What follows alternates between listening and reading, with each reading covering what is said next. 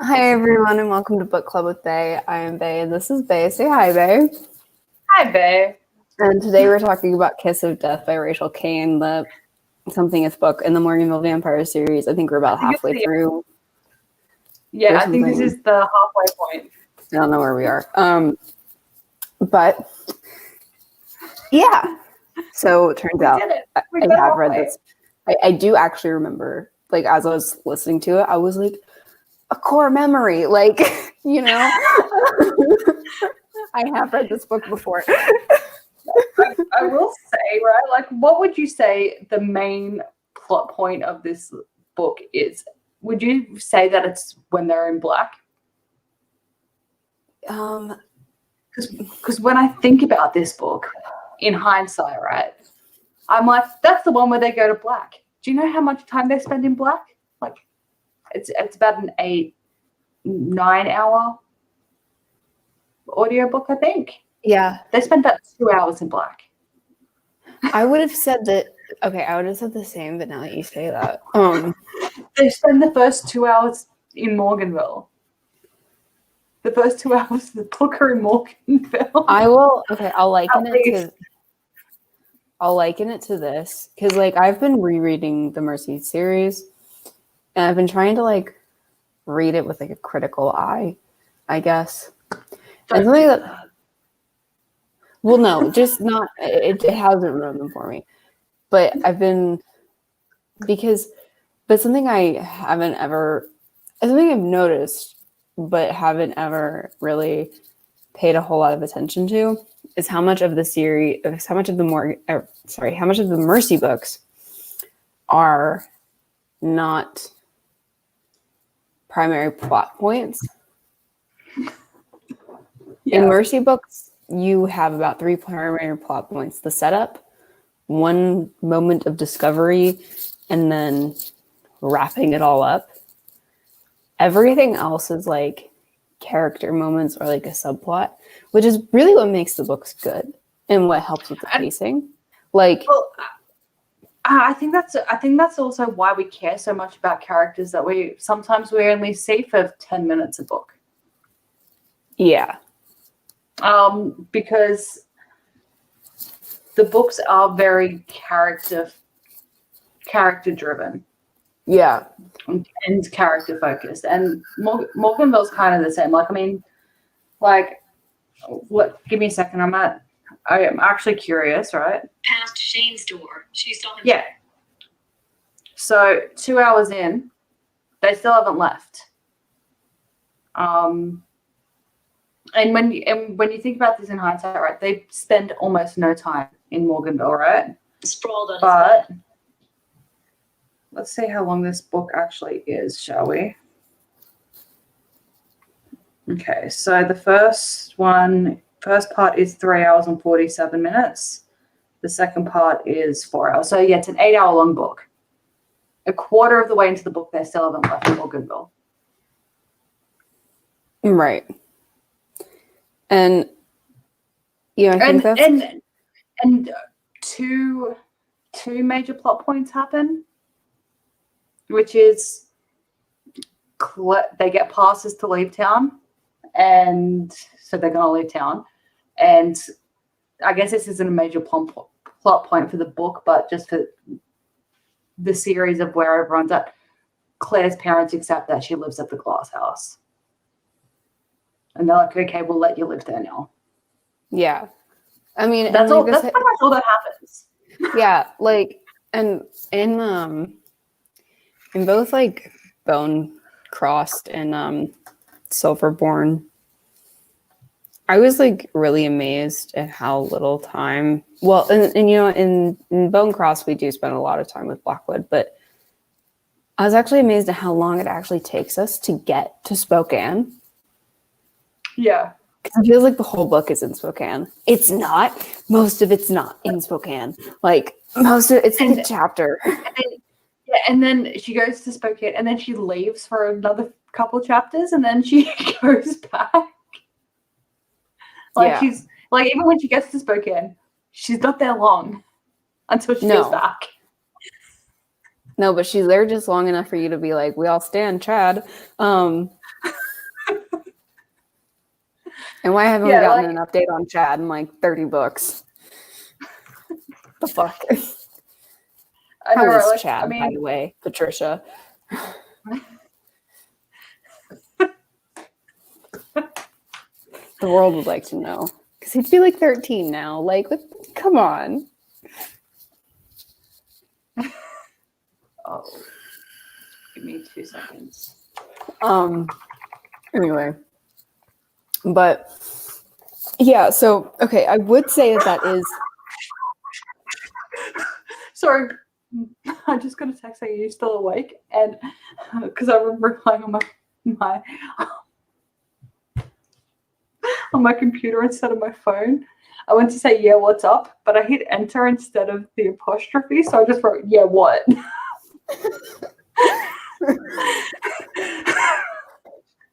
Yeah, what?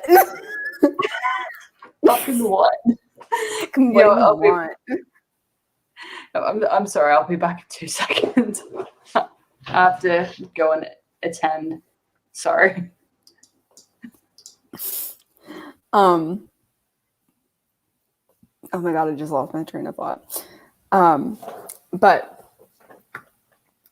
yeah, so even though we don't spend that much time on it, I don't think that takes away from it being the primary plot point. Simply because it does feel like that is the primary goal of the book. At least, or it feels like one of the more significant points in the book, if that makes sense. So, at least that's how it feels.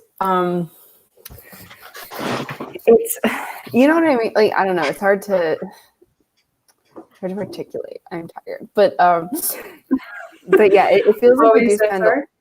Sorry, I was just saying, like, I know we don't spend a lot of time there, like in book, but it feels like we spend a lot of time leading up to it, and I think that's probably why it feels like the major plot point. Or like the primary whole plot. book is leading to there, I guess. Right. But also, though, you'll be pleased to know that I didn't actually write it down, but I was making a mental note, right? Because Morganville is very difficult to, like when we go through, like, you know, plot, right?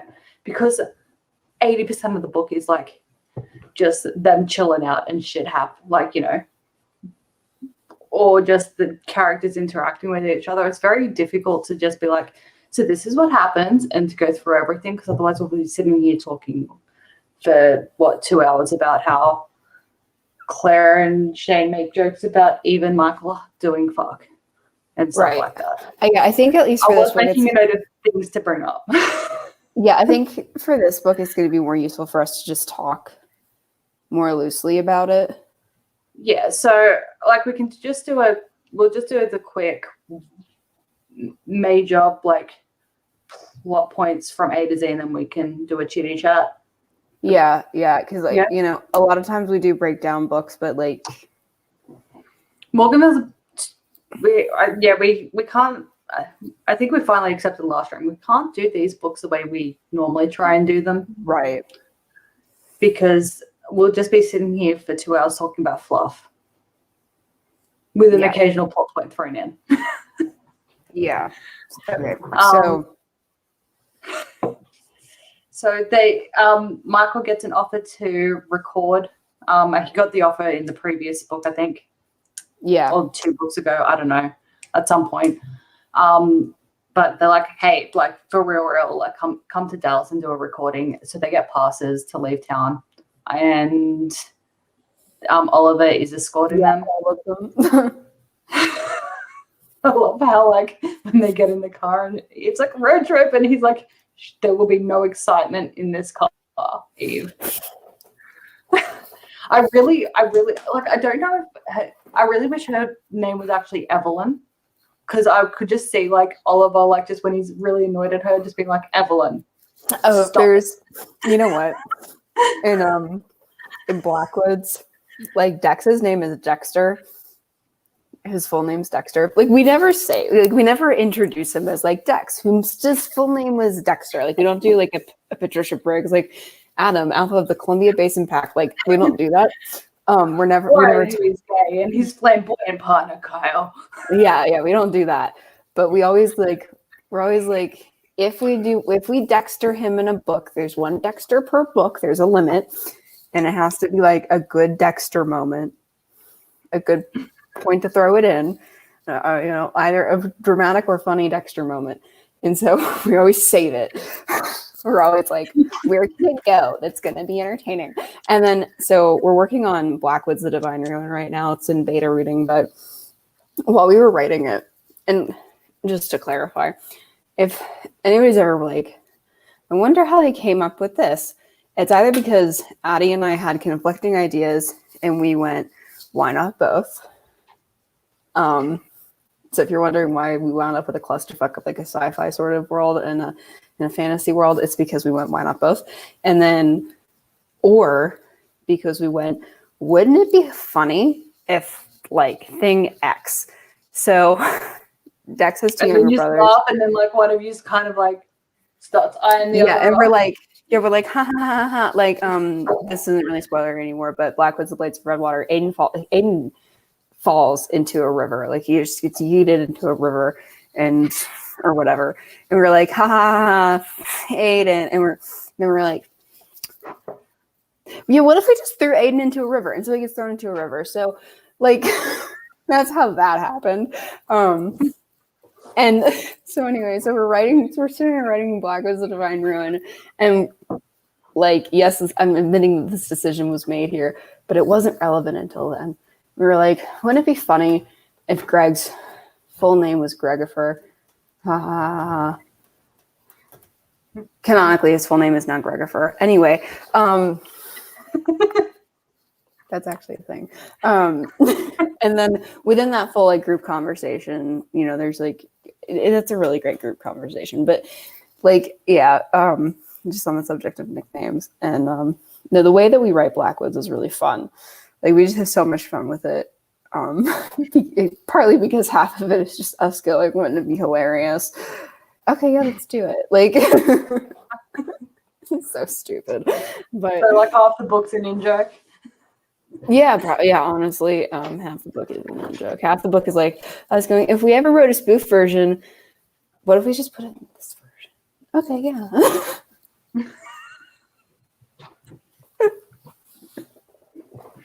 It is what it is. It is what it is. Yeah. Okay, so they leave town. Michael almost has a car accident, so Oliver starts takes over driving, and he's like, and then he veers off the highway, and they're like, "Where are you taking?" He's like, "I have an errand to run. Hush." And then, so I'm not going to say that I don't do this, but why is it that car crashes are such a good plot device? Because they are. They are. They are a fantastic plot device. It's because they're so versatile. They really are. Like, because you can make them accidental, intentional, caused by something, or caused by an evil being or whatever, or But wrecks are just they're always dramatic. But then also it can also result in the character being in the right place at the right time or the wrong place at the wrong time. It can save their life because had they been at home, they would have been massacred. Yeah. Etc. So also writing advice from a book called Le Fay, you don't know what to do and your character's in a car crash. Suddenly bears.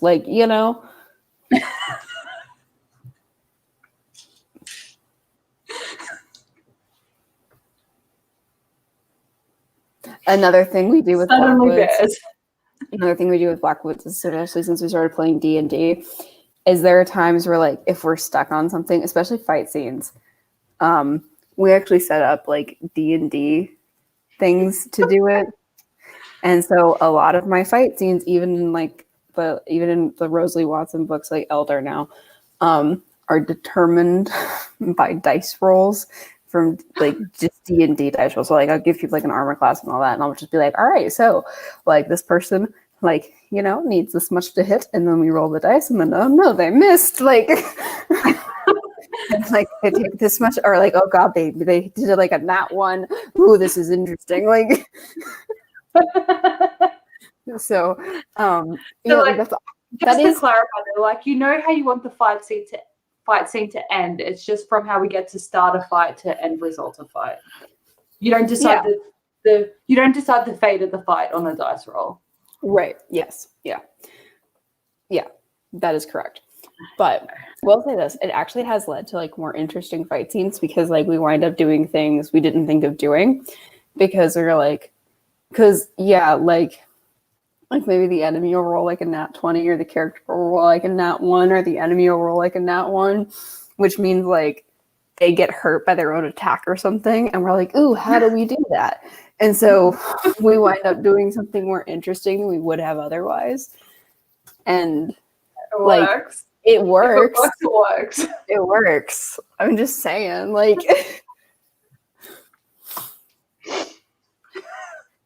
Writing advice from book club with Faye. When you don't know what to do, pull out the dice.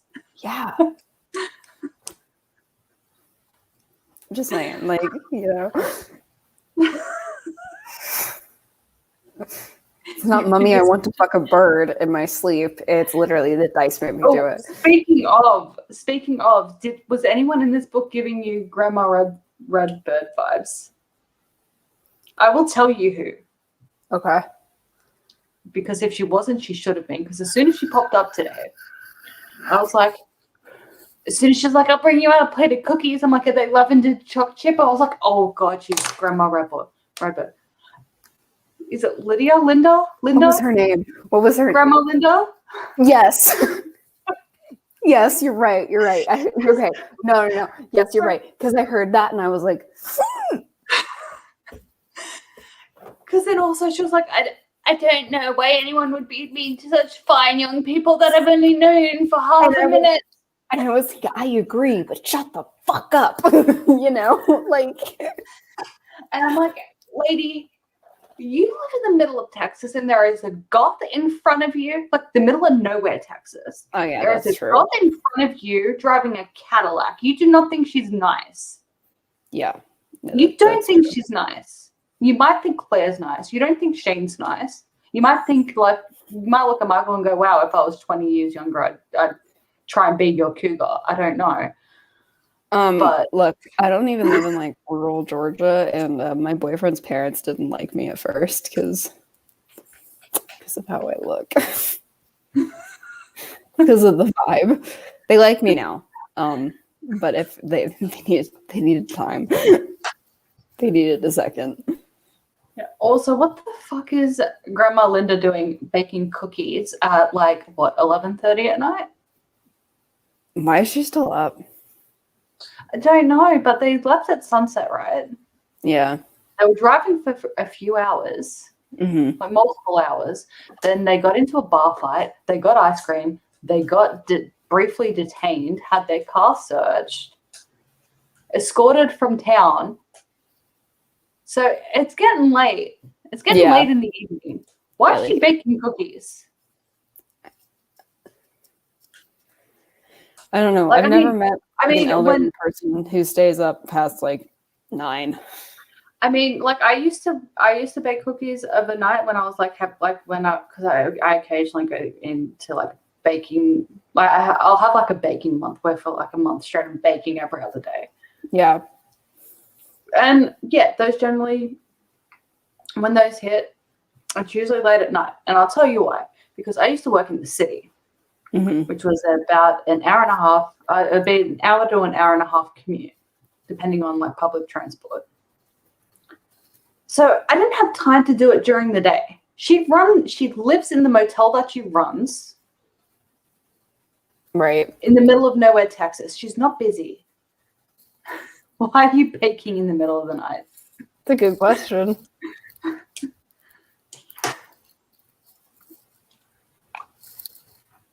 Like you only bake in the middle of the night if you don't have time in the day.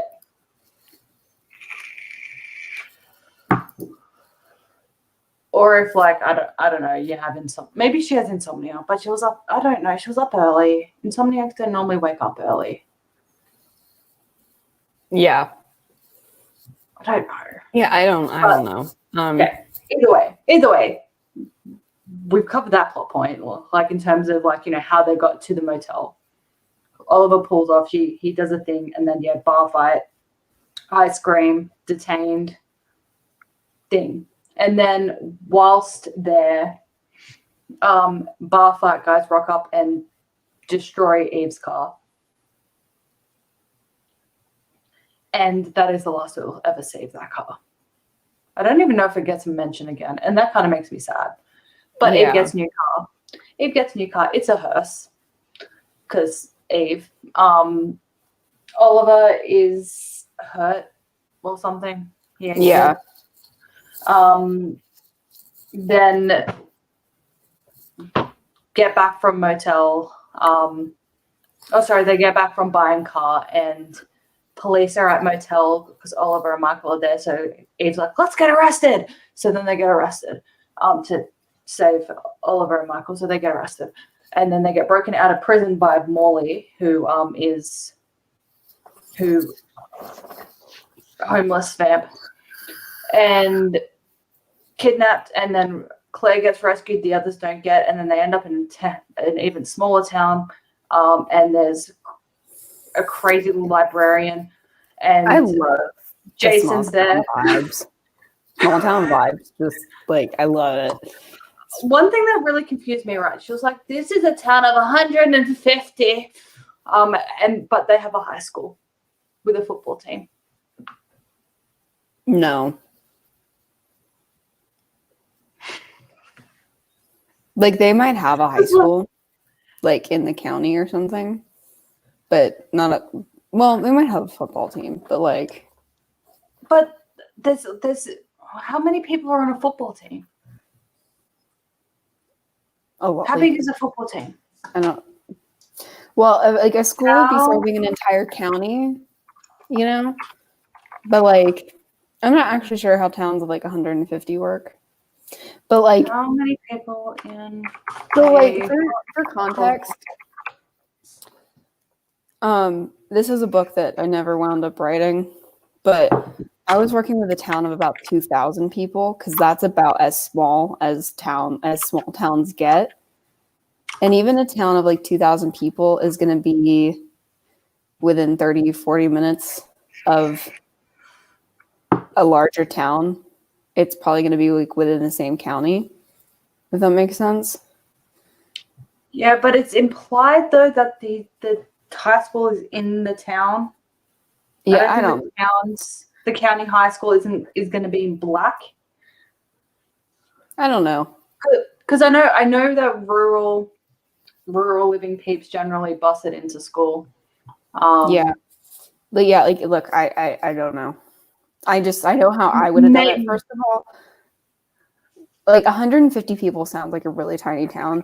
However, if you think about it, there would only be about five high school age males in the town. Yeah, you need 11 for a football team. So, like, just to be clear, like a tiny town that would have like maybe a few restaurants, like maybe a restaurant, a library, or something like that, would be a town of about 2,000 people. That would be a very, very small town. Oh. I just googled smallest town in. There's one with like one person. Yeah, that's what came up. The smallest town is Buford. It's Buford. Yeah, we say, well, there's a Buford, Georgia. We say Buford. Okay, so Buford, Wyoming, the smallest town in America, and at least tied for smallest town in the world. Buford only has one resident. 60-year-old Don Sammons has been all alone in the southern Wyoming town since his son moved out over 3 years ago. Aww. But yeah, like, so a really small town is going to be, but like genuinely like a small town that's going to be more typical in the U.S. is going to have about 2,000 people. 2,000 to 2,000 people. And that's very, very small. I think we had one traffic light, a tiny library and this and that and the other thing, like that's going to be that kind of a small town. So like, so there's like that level of small town, and there's like Mystic Falls level of small town, then there's like, I guess my book, like Silverstone level of small town. Like there are levels of like small town, like going up the ladder. Yeah, I mean, like I'm looking at a list of like the smallest towns in the US. It's got like 50, and most of them like range from like 1 to 12 people. Oh, I got one that has 101. But like, I can guarantee though that if I look these up, there would be like near something else. Right. Yeah. And really, what you would really be looking for if you're looking for like real small towns is something that has about 1,000 to 5,000 people, 5,000 to 10,000 probably. Like, I mean, I will allow that Black might have 150 people, but like no one's going to school there. They don't have the services that they have in the town in the book. Yeah. They don't. And they don't have a functional they don't have cell signal. Okay, it's a town of 150 people in the middle of nowhere. Who's putting up that cell tower? No one. Yeah. But anyway, so yeah, they're in Black. There's Bishop on his way to Morganville went a little bit. He got a bit hungry and decided to bite a bunch of people and infect them. But like it worked super quick, and then he yeeted, and now the town's crazy. Half of them are vamps, half of them are fighting the vamps. Well, actually, a third of them are vamps, a third of them are fighting the vamps, and a third of them are dead. And Call 4 to the rescue, plus Oliver and Morley, they save them. Morley is now like co-mayor of Black, and the rest carry on to Dallas. Michael records an aching. I honestly, like, the more I think about it, right, especially considering where this was written, Michael definitely wrote emo music. Oh my God, right? Because he played an achingly beautiful song. All the time. And then they were, yeah. All day, every day. Yeah, also no recording, even for a demo, no recording session goes for 2 hours, and they're like, okay, that's done. You know, I think it's supposed to be Michael's just that good that he didn't have to, that every single song he only had to play once. He got it perfect the entire time. You know what I love about this era of like vampire books, for the most part, excluding House of Night, is how much they lean into the like the vibe of the time and like their audience. So you know what I mean?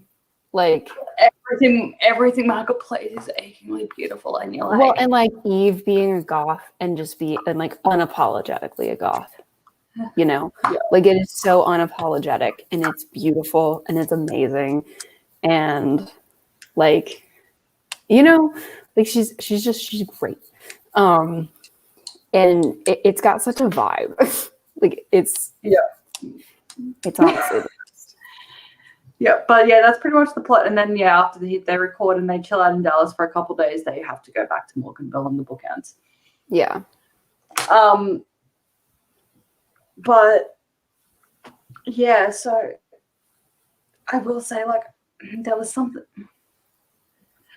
sometimes when, especially when she does Shane trying to be like extra badass or extra cool or whatever, like his voice, I don't know what it is, but every time he does it, I just picture like this manic grin on his face while he does it, and I'm just like, he's supposed to be hot and you're making him sound like some surfer dude trying to be tough. Yeah. Ever since I noticed though how she does the like the title of the book and everything, I can't not notice it now. Every book it's like Fade Out by Rachel Kane, narrated by Cynthia Holloway. Yeah. Carry on. But I do like, because like this book did have the obligatory Monica cameo, because a lot of Monica's presence in the books, she feels like a much bigger person than what bigger character than what she is. And I think it's because she has so many she has a cameo in at least every book. Yeah. But some books there's a bit more Monica plot than, but this one, she literally just rocked up just to be like, hi, I'm here. I'm still the town mean girl. Hi, guys. But I did like that interaction, though, in this book, because Claire's growing a backbone. Because Monica wanted Claire to give her test answers, so Claire gave her the test answers behind an encryption that Monica has to do the homework to unencrypt. Yeah. But and Claire got it witnessed by Oliver, and I enjoyed that. Like the books are just filled with like such little, like, again, it's mostly the more you try and break the books down, the more you realize that 80% of the books are fluff, but it's fun fluff, so you don't mind. Right. Like, I feel like if House of Night was written, like if none of the major plot points in House of Night changed, like if all the major plot points in the books, or what you could try and construe as a plot point in some of the books, because some of the books nothing happened, but if they were just surrounded by the fluff instead of Zoe's like throuple drama, I don't think we would have minded. Yeah, I agree with that. Like it sounds so creepy, but it's the only way I can think of to describe it. But the shower scene with Zoe, Aaron, and Shawnee. Yeah.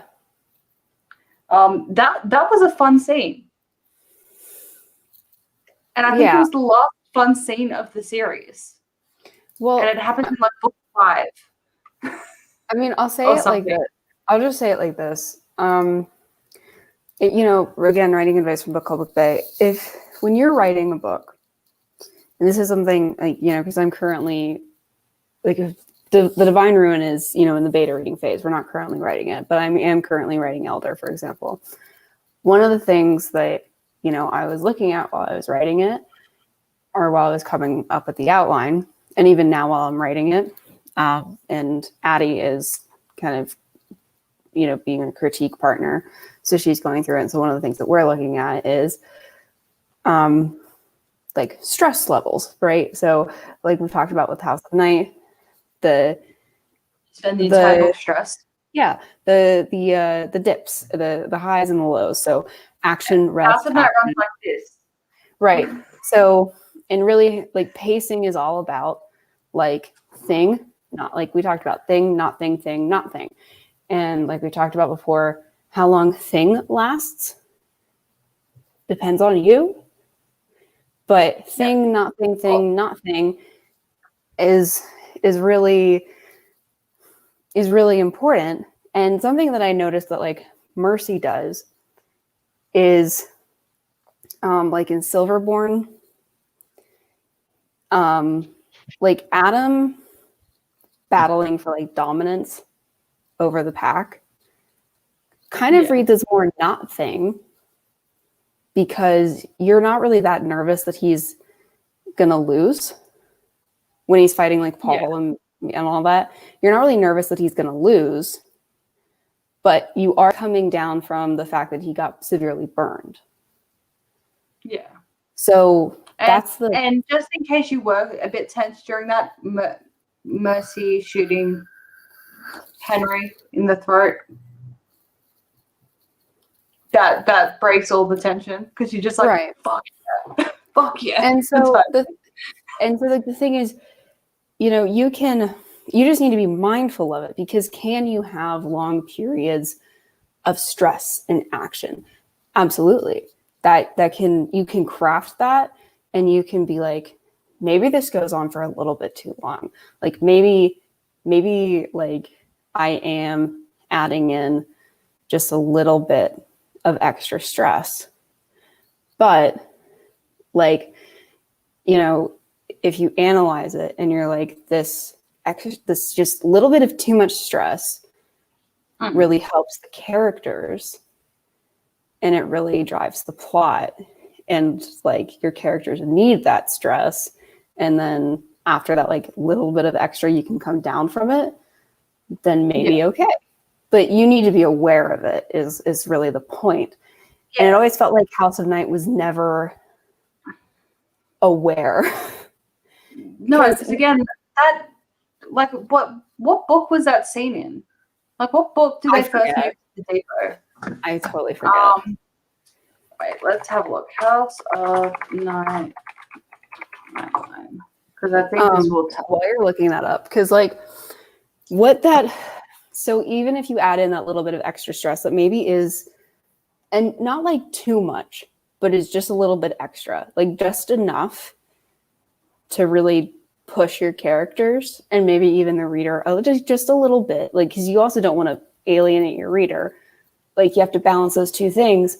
But when you come down from that, that can really give you a lot of room to have your characters bond and to just like allow them to be, if that makes sense, and to just allow them to actually process all of that stuff that should allow them to grow. And that is what's really important, is that even if you add in that extra stress, that you allow it to happen. And like, you're like, okay, we did this thing and now we need to use it. So, you know, if you craft that, you need to actually use it. And that's why it's so important to manage your highs and lows in the plot and to manage your pacing. And that's what can make even stressful pacing work. Yeah. Like, okay, sorry. Like I'm not gonna lie, I was only paying half attention, but I know what you were saying though, and I do agree. Okay, yeah, it happened in Hunted. Okay. Which was book 5, so I guess right. Yeah, the last time we got a stress break in House of Night was book 5.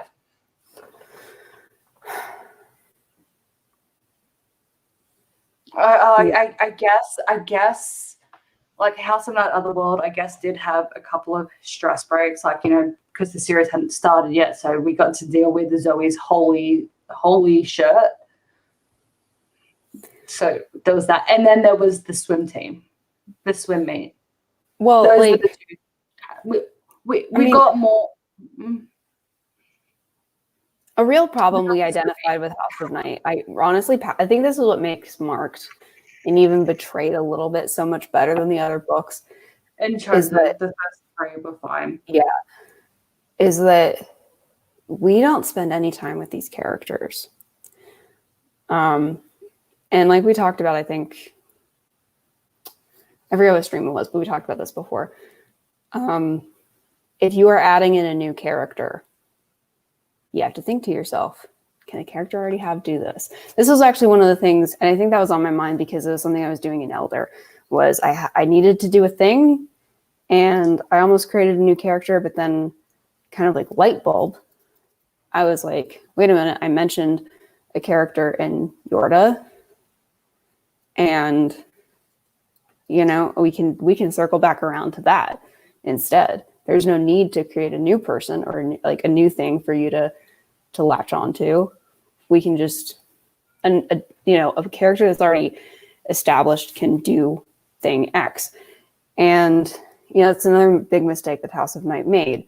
Instead of giving characters new abilities, like instead of saying Nyx, like infused the people that, you know, supposedly you already like with abilities to fight this massive threat, have 10 new people. Like, you know, we didn't need Kermisha to be the poet. You could have had any other character. We didn't even need a poet. Aphrodite already had visions. Right, but even if you wanted one. Yeah. Eric could have. Eric could have. He likes acting, poetry, and acting often are somewhat related based on the fact, like, for example, like Shakespeare is kind of poetry. Right. And I think it's always important to think to and yourself. Eric And Eric acts nothing but freaking Shakespeare, apparently. Sorry, carry on. Yeah, I think it's always important to think to yourself, like, can I expand upon a thing, or do I have to like add in a new person, or can I, or can I give a person like a new thing? Like a good example I think of this is in the Mercy books, some of the things that Z winds up doing in later books. She could have added a new character. But instead we learn more about Z. Yeah. Like another thing that they could have done in House of Night was instead of kill Laurent, they could have, Lauren Blake, sorry. Instead of killing him, they could have not killed him. Yeah. And he could have been Cramisha, but like not a really awful portrayal of an African American. Yeah. Like, is cremation not like the authors who claim to be so woke? Can you we've discussed this, right? But Cramisha, Oh, she's horrible. Like, Cramisha is like the only bad Zoe stereotype in that they didn't give Cramisha sorry. was the only bad stereotype that they didn't give Cramisha was a criminal record. Or making her like pregnant at 14 with an absent baby daddy. Yeah. Okay. Yes. So they missed two. They missed two bad stereotypes, but she had all of the rest of them. And like another thing is that, like, it's so bad. And and Zoe says in her, like, not out loud, but Zoe describes her in first person as ghetto, like, a lot. Yeah. It's really bad. Anyway, Morganville. Yeah. So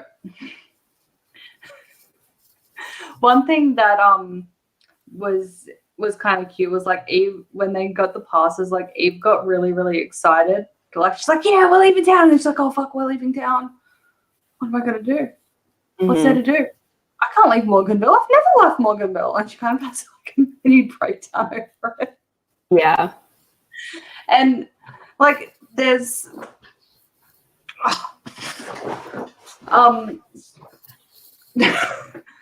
sorry, any sort of redemption Jason gets in this book? Don't worry about that. It's not gonna matter. Okay, cool. Yeah, no, just like it never actually even from memory. I don't think they ever actually explain how Jason is like the bad guy again.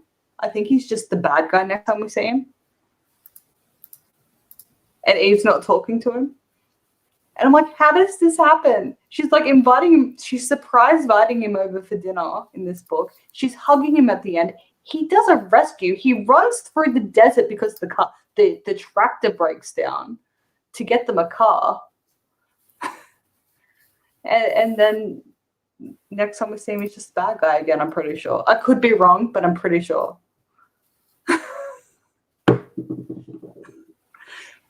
Morganville, what is continuity?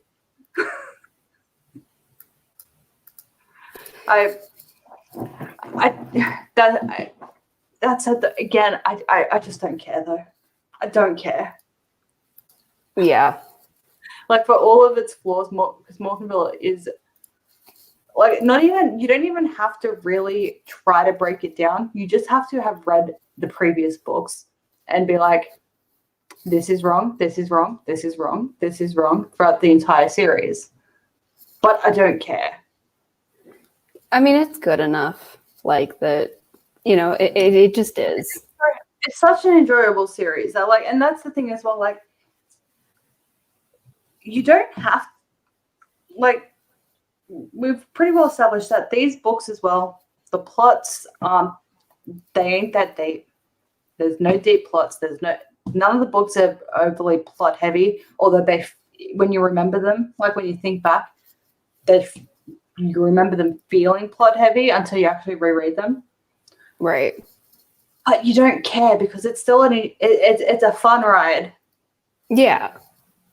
And Yeah, we've for sure. done a few series like that. Like you said, I guess, yeah, when you think about it, Mercy isn't necessarily the most plot heavy, or at least some of the books aren't really Right. that plot heavy.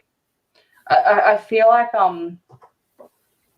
Smoke Bitten, for example, Mm-hmm. was plot heavy. Right. Like Yeah. most of the book is trying to be like, who's the smoke monster? Who are these werewolves? Yeah. But yeah, some of them aren't. But you don't care because it's a fun ride. Right. And actually, and also like just going back to what we were saying before about like, stress levels having to go up and down. It doesn't have to be a major thing. Like one of the things that like ups the stress factor in this one, right, was Eve's car getting burnt, for example. You're like, fuck, now they're stuck in the middle of Texas, in the middle of nowhere, Texas, without a car. What are they going to do with Michael and Oliver? The bar fight that almost happened, or the cops searching the car and stuff, like those weren't major stressor events. Like they weren't high on the on the scale, but it was enough of a rise to keep it interesting. Right. And then it was fine. Like, because Shane and Claire get caught making out in the car while Eve and Michael were off getting ice cream. And the cops are like, you shouldn't be doing that. And it's like, is really, like, is that a thing? Like, can cops, like, search your car for two people over the age of consent kissing? No, I don't. I honestly don't know. Yeah, look it up. Can you be arrested? I will say arrested. Or detained by police for kissing in Texas? Can you imagine? Right.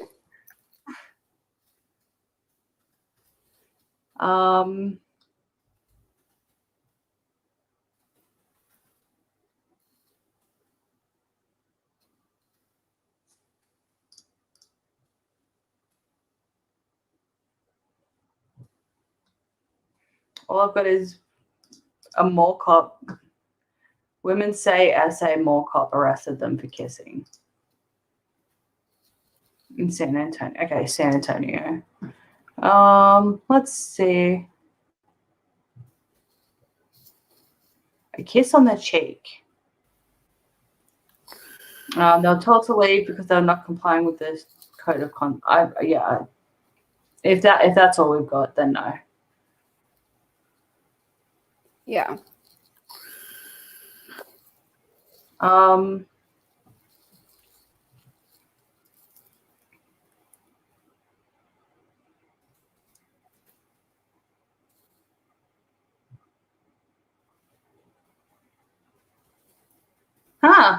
One thing I did discover, though, is in 35 states, police can legally have sex with detainees.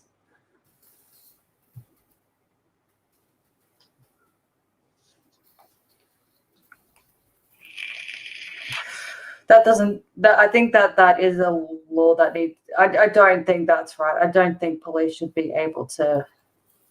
If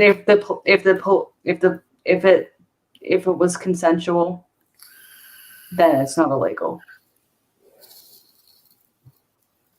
I feel like even if it is consensual, it should still be illegal. Yeah. You can't a cop can't be having sex with a detainee.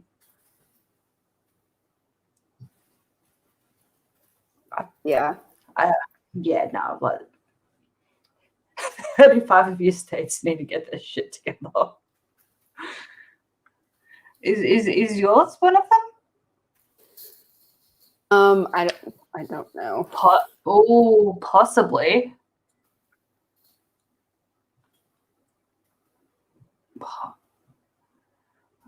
Wait, let's have a look if they have a list.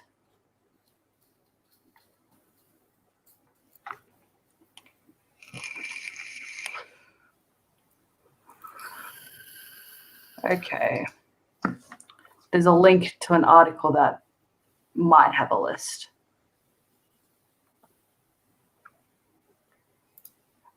Oh, good. Your state's a good one. Well, it's grayed out. So wait, 1, 2, 3, 4, 5, 6, 7, 8, 9, 10, 11.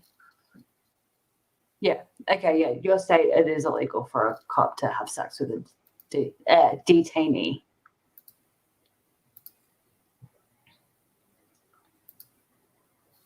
And apparently, there's a bunch of states that are working to close said loophole. I think it was because a woman, I don't know. A woman made allegations that she was raped by 2 police that had her detained, and they claimed it was consensual. So I don't know. But yeah, so I think then that apparently got some press. So these 35 states may not be legal in all of these 35 states now, because since then, yeah, multiple states have put forward legislation to be like, no. So yeah, no, and Texas was a state, at least at that point, but it is listed as one of the states that have been working to close the loophole. Texas is a state where cops can have sex with detainees, or was. So I feel like 2 people of the age of consent kissing in a car would not be grounds to search the vehicle. Yeah, honestly, yeah. But, you know. I don't know. But honestly, you know, like, it's not the most unbelievable thing in the book. You know, there are vampires. No. There's a vampire football player in a town of 150 people. Yeah, what did you think of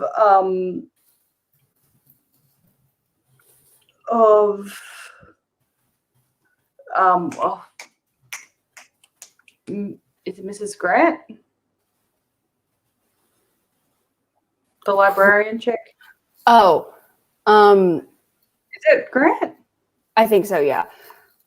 I thought she was interesting. What did you think about Molly flirting with her?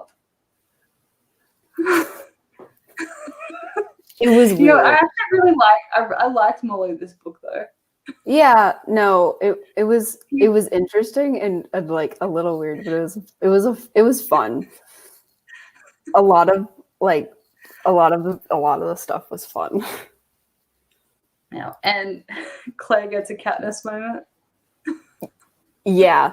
Yeah, I actually kind of like this scene because they get a text from Oliver being like, need help at garage, come quickly type thing. And they're like, okay, I guess we've got to try and like sneak in them, because they're all locked in a library, right? And it's nighttime, and out in the town are like full-blown batshit bananas crazy vampires that are just like, you know, all of the worst monster vampire things you can think of. They're like half zombie, half vampire. And they need to get across town. Not a big town, sure, but like when vampires are involved, like, you know, walking 3 houses away is like kind of scary. So they have to get there, and Mrs. Grant's like, take a bow and arrow. And Claire's like, I've never shot a bow and arrow. And she's like, well, practice. And Claire's failing epically until she remembers, I'm a physics major. And then she gets it perfect. Yeah. And I did enjoy that because, like, turns out Morley sent the text to so the vamps that they are currently curing can drain Eve and Shane dry, because he's like, well, I guess you two will do. They need food. And and Molly's like, and she pulls the bow and arrow on him, and well, like, how do you? I'm gonna go with she pulls the bow and arrow on him, because I don't know how you would phrase that. I don't do archery, and I don't have archery vernacular. And Like draws the she bow. points her notched arrow at him. She does a thing. She Katnisses him, right? And Yeah. he's like, "Oh, Claire," and he's like, "You're not a killer." And then she's like, and You're like, nerd. get out.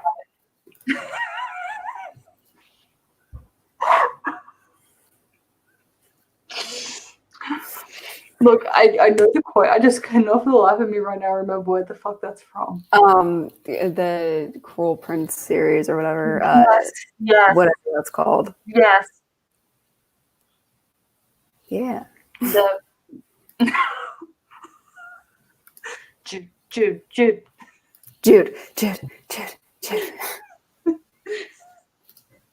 Thank you. But and then she just shoots him, and it gets like through both his hands and into his heart. So like the lore in this as well is the older the vamp, the longer they can have a stake in them. As long as the stake is wood. If the stake is silver, it's a much shorter period of time, because and while it's not a stake, it's still wood through the chest because it's an arrow, so it still works. So he's like, more or less, he it's like when in Vampire Diaries when they just break their neck and it just temporarily puts them out of commission. Right. That's what she did to Molly, but it was kind of badass. Yeah. And she also kills a vampire in this with the number 2 pencil.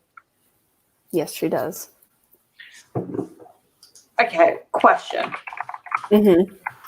Okay, cultural question. What the fuck Okay. is a number 2 pencil? Oh, it's just like a basic. It's honestly the most common pencil. So is it just a lead pencil? Yeah. What Yeah. is the number 2? So you know, We like just have you know an we just HB have pencil. lead pencils. Do you know what an HB pencil is? I don't know.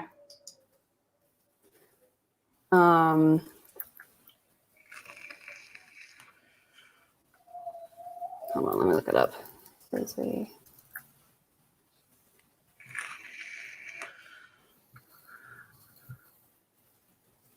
Okay, it's an HB pencil, which is like, so like in art, there's like, it describes like the lead softness.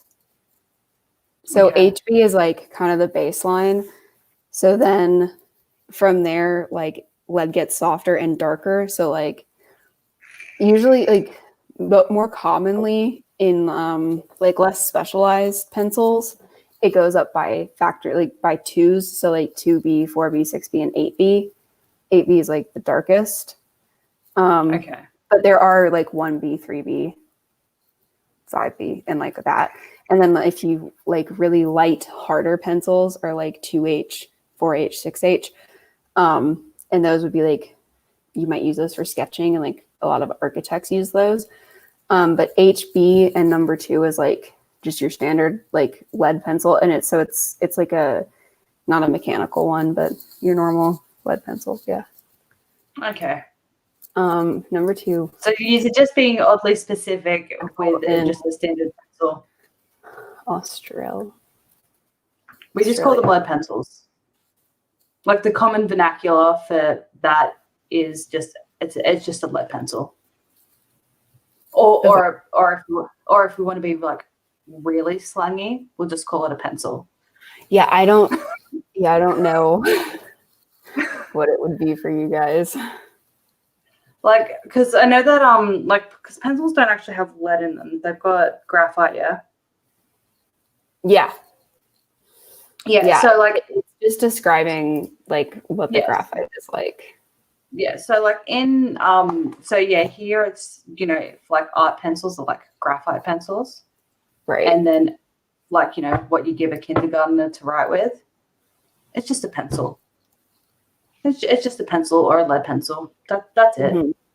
We don't specify our graphite density.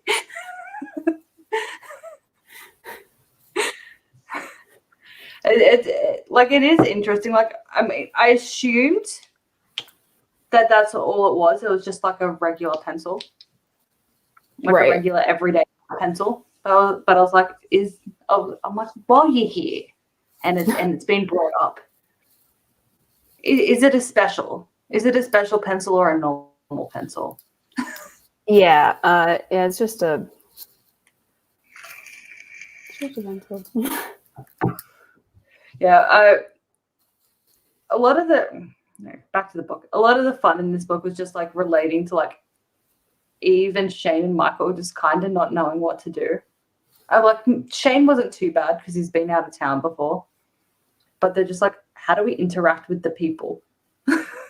Yeah. What is normal life here? And yeah, like again, like just a lot of the stuff in this book was just like the character. They got arrested for murder briefly. Yes. That was a thing. Nothing ever comes from that. Never gets mentioned again. Like they didn't do it, but like the police think that they did, and then Jason goes and steals their car out of impound and their phones out of the police station, and like there's never like they've given their address. Nothing comes from it. We have established though, because Ada suicided in the last book, and she was the computer that control like the vamp with the vamp brain that controls all the security measures in the town. Yes. And the portals and stuff. We got a quick status check at the beginning of this book as to that situation. At this point, there is no memory control for people living town. So if everyone just left town, they would remember that there's vampires there. There's no portals. I think Claire got something up and going at the beginning of this. I think so. What did you get going? What did she what? Sorry? Oh, she did a detection system to work out who humans and vampire, like who was human and who was vampire, but I can't remember what the purpose, like what the point of it was. I don't know, because like it never seems like they need to figure that out. Yet. You know, it seems like everybody just knows who the vampires are, so I don't remember what. Oh, I think it was for the computer's sake, not for their sake. There was a okay. reason. Yeah, now I need to know what the reason was, because trying to fix the computer situation is a thing. So I need to know. I just want to know where they're at on that for this ebooks. Kane. I've got way too many books, I'm not gonna lie. Kiss of Death.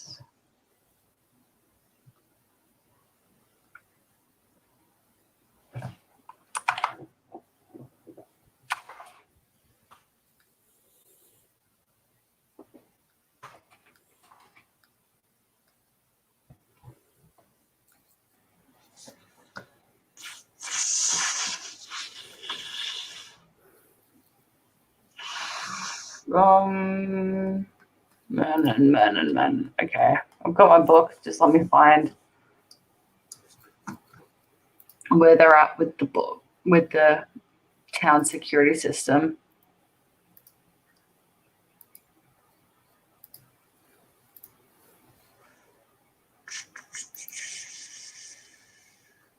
Where are we?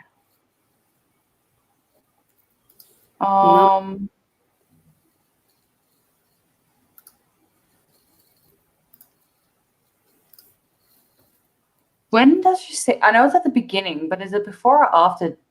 No, it's okay. So it's after that. Okay. It's also funny when Claire walks in on her dad and he's like shutting his computer. And she's like, "Are you looking at porn?"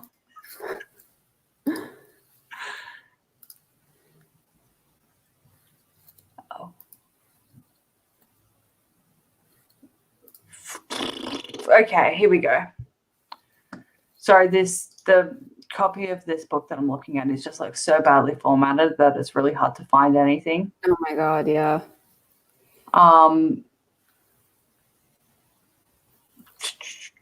Okay.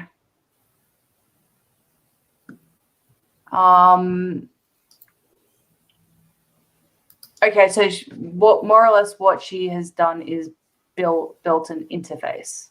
Mm-hmm. So she has like nothing is actually working yet. It's just she's built the interface and it will allow and she's done the coding for the system to treat humans and vampires differently because the town security requires them to be treated differently. Yeah. But there's no portals yet. There's none of the security is up yet, except for the fact that Claire's built in an early warning system that if any strangers are coming to town, it'll be like, alert, stranger danger. And other than that, okay, so she's just done an interface. That's fine then. That's why we couldn't figure out what she actually did, because she didn't do shit yet. But yeah, like so much of this book that like we spend like way too long with, like, and by way too long I mean like there's like about 3 or 4 paragraphs of Claire coming home and Eve is blasting some sort of corn and Shane was blasting Macarena and they're having music wars. And it's just stuff like that. Like most of the book is like just shit like that. Yeah. Like Eve getting brain freeze over ice cream. And okay, so Cynthia Holloway, out of the 2 Morganville narrators, definitely the superior one. The way she does Mernon, can't fault.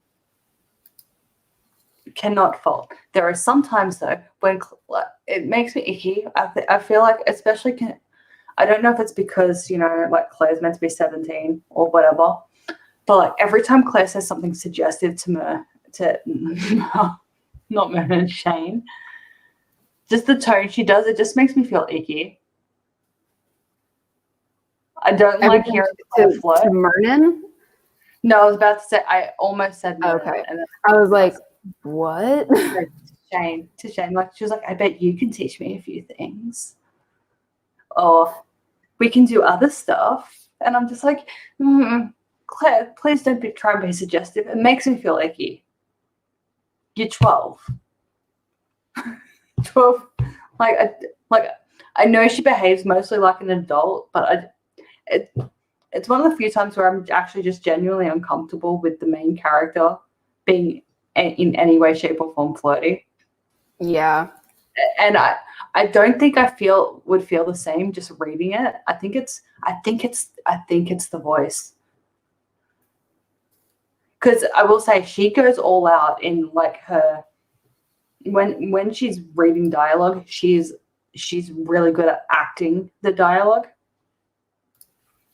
Yes, and she I think is. that's what it is. I mean, I don't necessarily like the way she acts some of it. Right. Again, like especially like because you know when Shane's pulling out the Mikey name, when he calls Michael Mikey, it's because they're about to do some bro stuff, and they're about to be badass. And whenever the way she gets him to say it every time, I'm just like, he sounds like he's about to go on a snap. And I don't like it.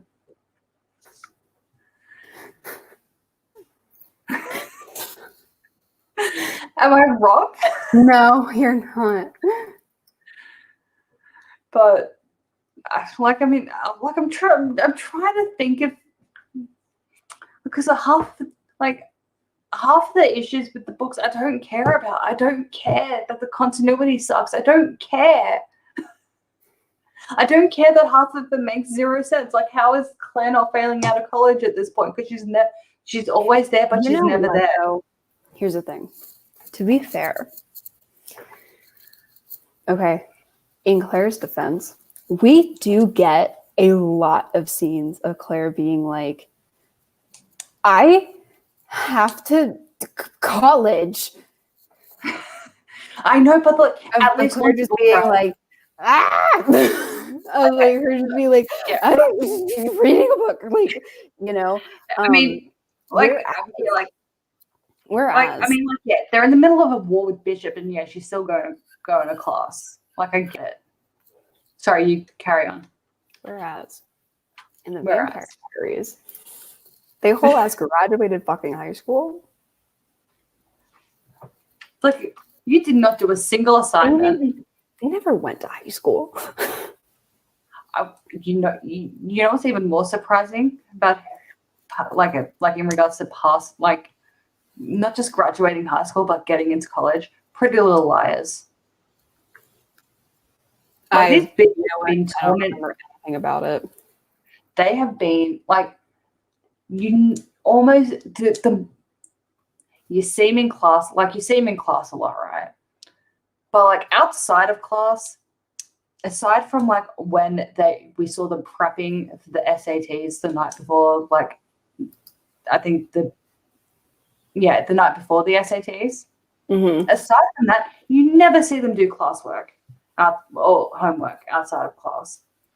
Like, never. Yeah.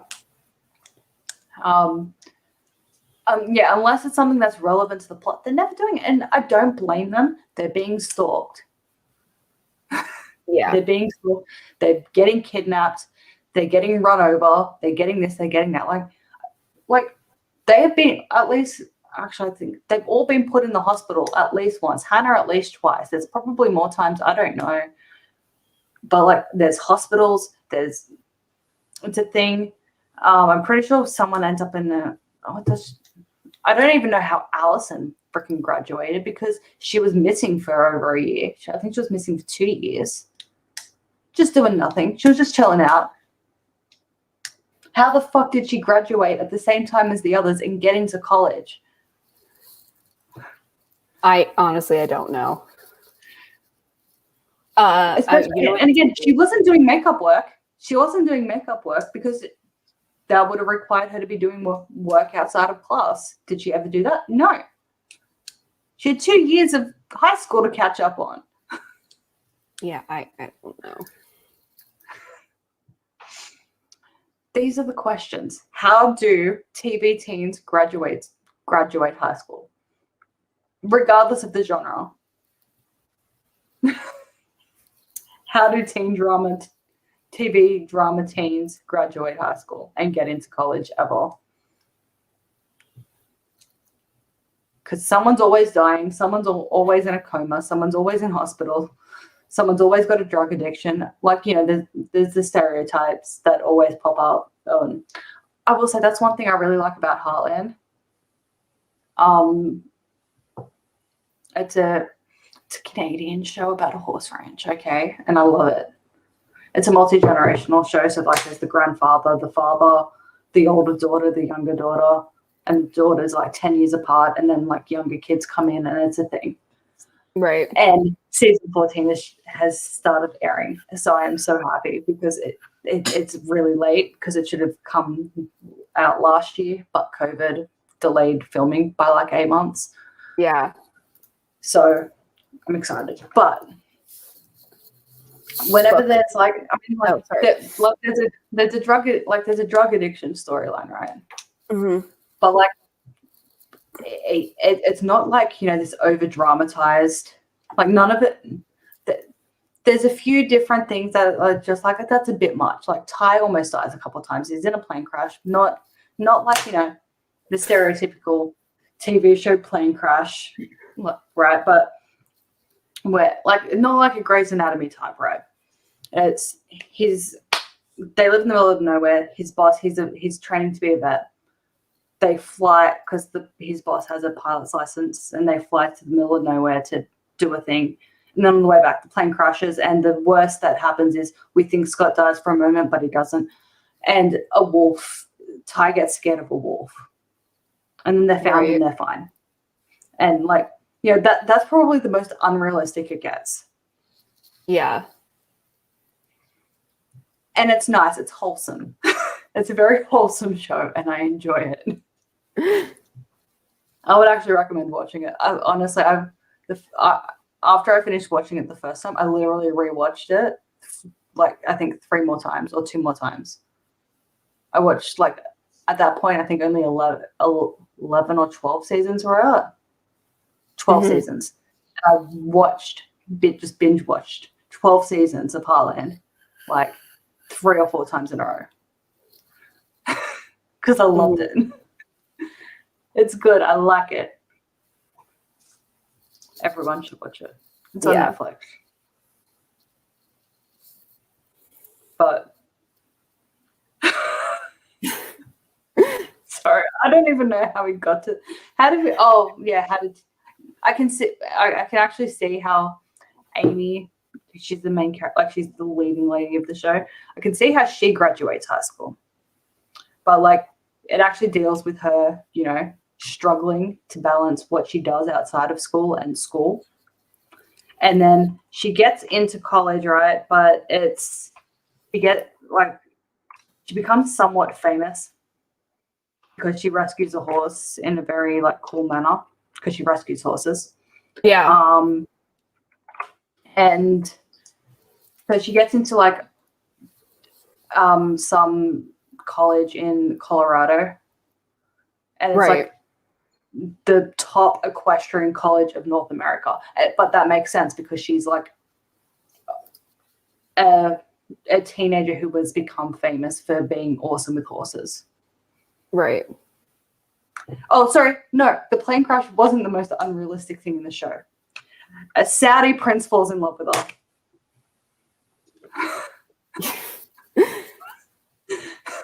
And he's always referred to as the prince. Very, very rarely by his actual name. It's always just the prince is coming. And this prince just rocks up at the ranch randomly for like half a season. Yeah. Okay, that's the most unrealistic storyline. But yeah. I enjoy the show though. It's wholesome.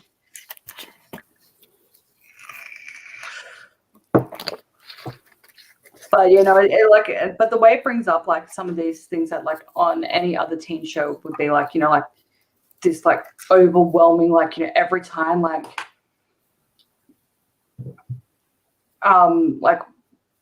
every time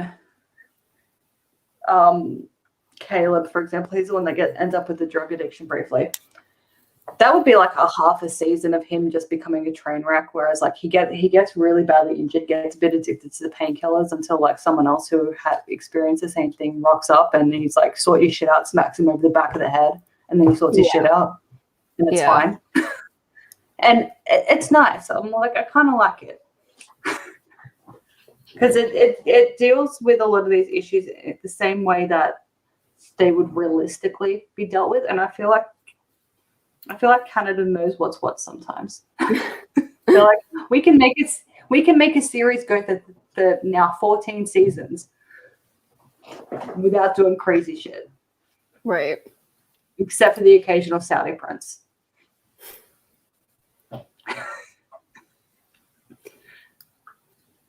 But you know, I mean, Ty almost dies about 10 times. Like, when I think about it, Ty almost dies about 10 times, but it doesn't feel it. It's the same as this book. It doesn't feel it when you're watching it. Yeah. Actually, let me just have a think. Ty is in a plane crash. He's in a motorcycle accident. He falls off a cliff. He gets a Mongolian bug. I swear there's at least one other way he almost dies. He gets sick. He gets sick when they're in a cabin. Mm-hmm. he's fine. Like they can't get him medical help, and his fever breaks, and he's fine. But like half the episode's like Ty's really sick, and he can't do anything, and we're stuck in the snow in the middle of nowhere, and I don't know what to do. And then he wakes up the next day. It's like I'm fine. I'm fine, yo. I'm good. Let's go home. But yeah, so he always dies at least like 5 times in the series. Mm-hmm. But Yeah. it's fine. It's fine though. I like it. But this is book club with Bay, not Heartland with Bay. Yeah.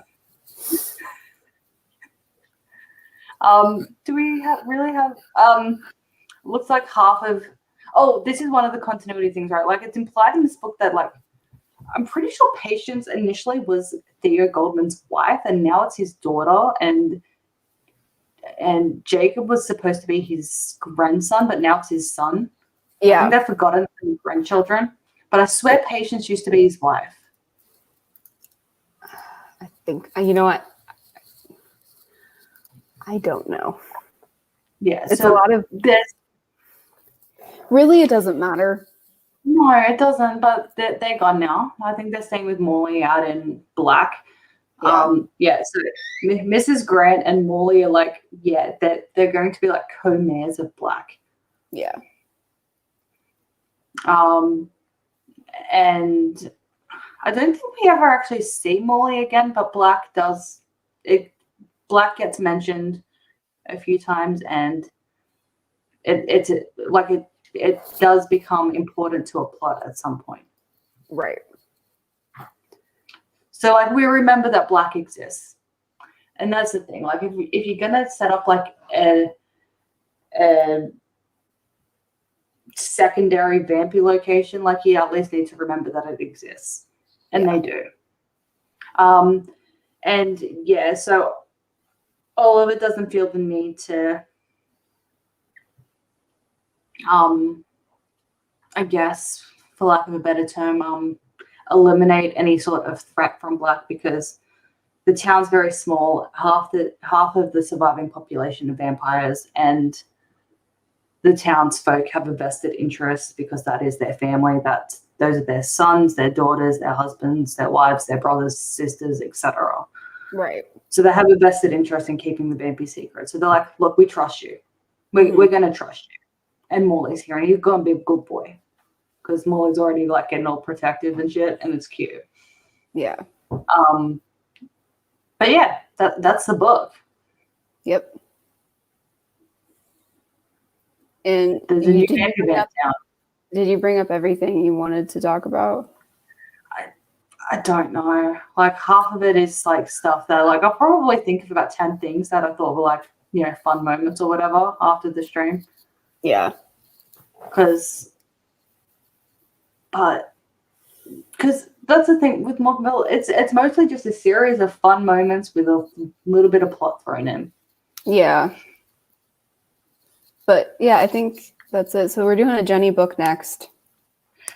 Oh God. And then Is it a Jenny romance? Is it a romance book? Yeah. One of the Jenny romance books? Okay. And then after that, we continue with this. And so on and so forth. Yes.